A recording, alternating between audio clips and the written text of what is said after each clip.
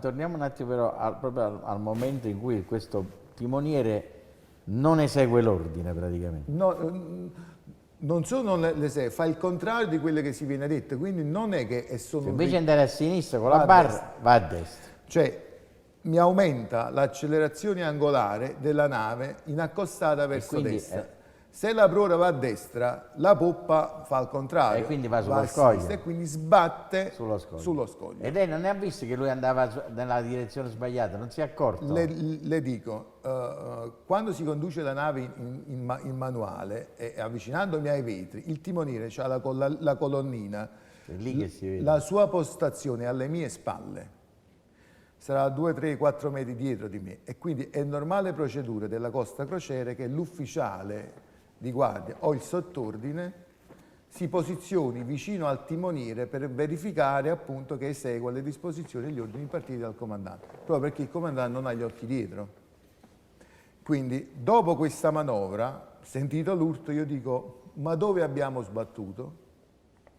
E nella scatola nera, nel riportare i danni al capo dell'unità di crisi, al DPA Ferrarini, gli dico al limite abbiamo sbattuto con la poppa e ribadisco sempre questo concetto, la parte finale della poppa, perché se proprio abbiamo sbattuto, e quello è un dato di fatto, secondo la istintualità, ovvero secondo la telemetria che noi sviluppiamo nel fare come quando lei guida la macchina, si fa delle azioni che le sono familiari.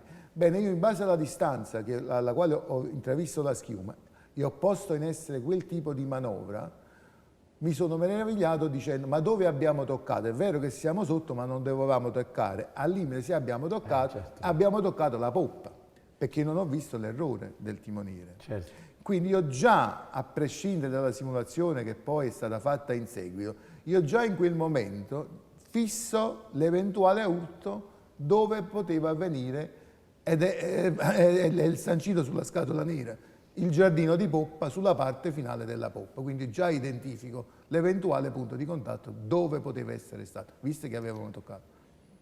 Cioè, tanto per capire, io rappresento il telespettatore normale che non è che capisce proprio tutto, ovviamente, perché sono cose anche complicate. La navigazione non è una cosa semplice. Lei a un certo punto, alla fine, aveva la nave, doveva andare a sinistra per evitare di urtare con il dietro, diciamo, sullo scoglio, giusto? Lei avrebbe dato quest'ordine di andare a sinistra, Sì. ad alta voce. Sì. Questo timoniere indonesiano, che però era presidiato, mi diceva, da un ufficiale Sì. che doveva controllare. L'ufficiale coronica dichiara che si è posizionata, come è procedura standard, di posizionarsi vicino al marinaio qualora il timone è a mano per verificare che compia gli ordini del comandante. Allora, lei ha detto a sinistra, il timoniere che ha fatto? Non è andato a sinistra.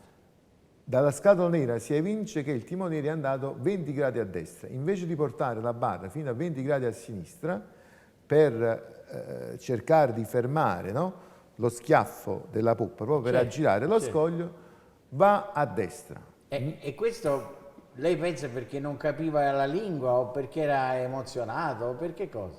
Guardi, le dico la mia sono sincero, questo è un qualche cosa che io vorrei realmente capire.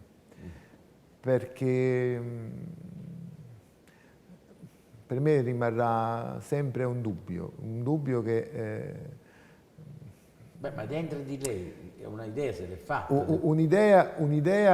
L'idea che mi sono fatto è che il marinaio mi ha risposto midship per riportare il timone da tutta a destra al centro e l'ha eseguito, l'ha fatto. Gli dico port 10 e lui ripete port 10. Mi ripete, io gli dico port 20, quindi 20 a sinistra, lui lo ripete, però non lo fa. Non riesco a capire il come mai un ordine viene ripetuto in maniera corretta, ma non viene poi in pratica. L'unica spiegazione è che non abbia capito. Credo che non abbia capito. A meno che non voleva fare fragare la nave apposta. Anche se lui in quel momento stava eseguendo degli ordini senza avere contezza di quello che stava verificando, perché la notte Certo, era buio. Il mio occhio eseguiva solo. è riuscito a vedere, a intravedere questa spuma, perché comunque io ho sempre l'abitudine di guardare avanti dove si va, no? Perché il comandante sulle navi da crociera, il 90% è solo in manovra che sta sul ponte di comando o in condizioni eccezionali. Quindi in manovra difficilmente si guardano i radar, si vede sempre quello che è il mondo reale. E osservando il mondo reale mi sono accorto della spuma, quindi non credo che il marinaio o gli altri ufficiali abbiano realizzato il pericolo, perché diversamente dovevano comportarsi in maniera completamente diversa. L'ufficiale Coronica che doveva controllare che l'ordine fosse eseguito è italiano. È italiano e manco lei ha sentito l'ordine. Lei ha sentito l'ordine, era sul ponte di comando, l'ha ricostruito, non ha detto comandante, il marinaio sta andando a destra e non andate a sinistra. Niente. E questo nemmeno se lo spiega lei? Silenzio, non mi spiego il perché non è venuto a deporre, perché stiamo facendo un processo per accettare la verità. Tanti sforzi sono stati profusi anche da parte Ma non poteva essere chiamata obbligatoriamente dal tribunale? Adesso questo lei non lo sa, è venuta, non lo so nemmeno io, però... È venuta a dire che si avvaleva della facoltà di non rispondere e mi auguro adesso ecco che perché ci sia un processo parallelo, quello per l'inquinamento della nave, e quindi anche lei...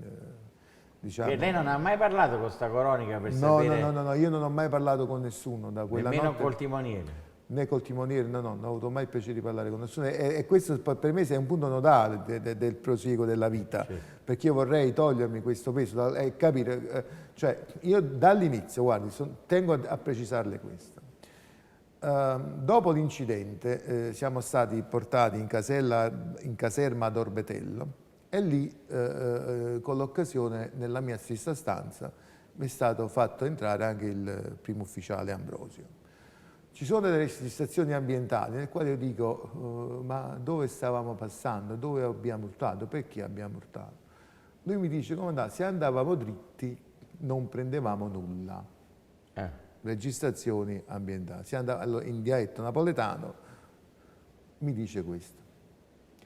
Allora ho capito, vabbè, forse questo ragazzo credeva che io volevo fare realmente la barba agli scogli e se è stato zitto, non ha parlato. Cioè, il comandante mi ha ordinato di girare e io giro. No, lui mi dice, comandante, se andavamo dritti non prendevamo lo scoglio. A questo punto io posso pensare solamente una cosa, che lui non si aspettava di improvviso che io venissi con la nave tutta a destra per evitare l'impatto. Tant'è vero che l'ufficiale in un sit dice il comandante sarà stato colto da un'allucinazione. Lo vedo avvicinarsi verso i vetri e di colpo accosta tutto a destra. E dico, ma può essere che questo ragazzo credeva che io volevo veramente passare a 20 metri, a 30 metri dallo scoglio? Che mettendo tutto a destra, all'ultimo, logicamente la poppa si va a impegnare. Non avendo disponibile la scatola nera, da buon comandante, specialmente nel rispetto dell'etica di comandante, dico, a questo punto la colpa è mia. Si sono stati zitti perché credono che io sono veramente una persona che voleva passare a 30 metri dagli scogli, non mi hanno detto comandante, ma siamo sicuri che stiamo passando a 30 metri dagli scogli? Non siamo a 0,3, 0,4 quello che è, ma siamo a 30 metri dagli scogli. Quindi come fa? Se viene tutto a destra tocca con la poppa e mi autoaccuso. Dopo 3 mesi, quando c'è la disponibilità di vedere la scatola nera e mi rendo conto, altro che se andavamo dritti andavamo bene, quindi bugie su bugie. Se andavamo dritti morivamo tutti per un impatto frontale. Quindi, quindi allora io dico, come si fa a dire se andavamo dritti non prendevamo nulla? Quindi io non è che io dico, sono delle affermazioni fatte, registrate, disponibili e la mia onestà mi fa auto-incolpare. Quindi è una vicenda difficile da snocciolare perché dopo che sono stati diciamo dato fiato alle trombe nel dire il comandante è scappato, il comandante così, il comandante... Cioè, è difficile poi andare a ripescare il tutto e quindi probabilmente questa è la ragione, ormai c'è il capro espiatorio, nessuno vuole tornare più sui suoi passi, ma non mi sembra giusto perché non è etico. Certo.